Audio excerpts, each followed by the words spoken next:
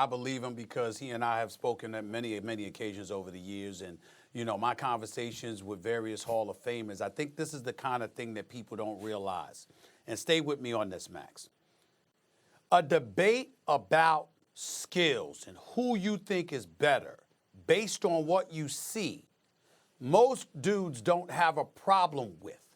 What they have a problem with is when the standards, the criteria upon which we decide who is great or greater and who is not is something somebody would have a problem with.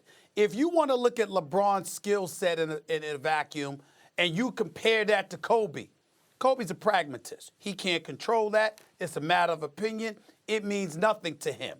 But if you hold LeBron James to a different and softer standard than you held him accountable to, then he, along with Jordan and Isaiah and all of those Hall of Famers who were champions, have a real problem with you. Because what they will bring up to you is what they had to endure towards the road to prosperity. They will bring up the pitfalls, the minefields, the trials and tribulations that they were forced to endure and had to overcome in order to be validated as champions. And so if somebody comes along and then all of a sudden gets soft or glad hands or soft pedals another superstar on the come up in a later generation, and then you want to say that that person is better than them without putting them through that fire that you put their predecessors through, then they get offended because you're changing the standard. And that is what Hall of Famers have a problem with. So if you Kobe and you looking at LeBron and you just saying this 6'9", 260, muscle bound, could play 4 different positions, 5 different positions, does X, Y, and Z over the course of 82 games, that's cool. But if you want to sit up there and say, well, you know what? LeBron had to go through as much as Kobe had to go through in order to get to the point that he got to. Now Kobe's dismissing you. You don't know what the hell you're talking about. You don't need to be talking about basketball. And he's not alone because most of those elite Hall of Famers think exactly like that. You and I just see this differently. I say this. I appreciate what Kobe said. When you leave it all on the court, when you do anything in life at 100% of your capacity, then you, of course, it's not that you have no regrets. Of course, I'm sure Kobe looks back, I could have done this differently in hindsight. But he gave a maximum effort at all times, like the way Westbrook does now, right? He did his best, and he's saying, I'll let the chips fall, and I can't argue my side. That argument will go on forever. He doesn't want to engage in an argument without definitive criteria, like this means you're better. If there's no real way to prove it, then he doesn't want it. I appreciate what he's saying. But the fact is, I think he probably feels a certain kind of way about, as you do, about LeBron James being the one constantly compared to Michael Jordan. And I've brought this up in the past, but on health. But I'm going to bring this up again. Harold Bloom, the literary critic, brings up an idea called the anxiety of influence. Since all writers know what came before them and built on the literary tradition, they all have anxiety about the influence of Shakespeare, who's the greatest all-time writer, right? And I think that NBA players suffered from the anxiety of influence since Michael Jordan. Kobe Bryant wore 24. Why do you think he won? Well, it's because, no. It's because Jordan wore 23. He was trying to be one better.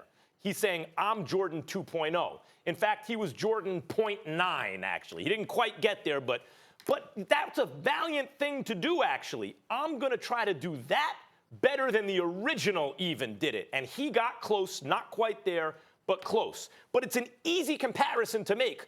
Jordan to Kobe. They play the same position. They're about the same size. Kobe modeled his game after Jordan's clearly.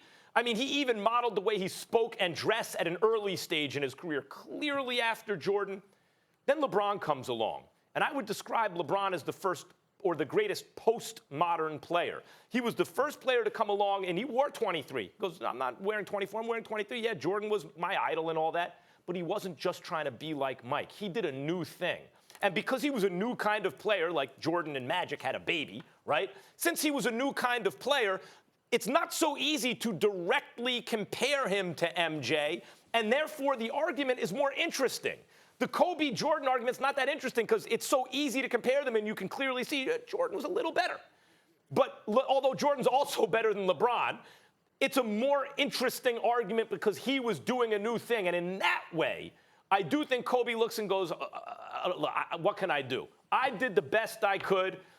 This is what I did. Now I'm moving on. But I do think he feels a certain kind of way about the love LeBron gets as a player who did a new thing and is therefore kind of more fun to compare to MJ. Well, then that's both sides, and I get it. But I guess what I'm saying to you is that, when you talk about Kobe Bryant, yes, there's a pragmatism that comes along with one side of the argument because he can't control certain things, and that's just the way that it is. The other side to it is, again, looking at us and holding us accountable. I can't emphasize this enough. Every single star that I have ever spoken to that has played in any sport, they are dogged about making sure that the standard under which they were held accountable for is applicable to their successors, those who follow.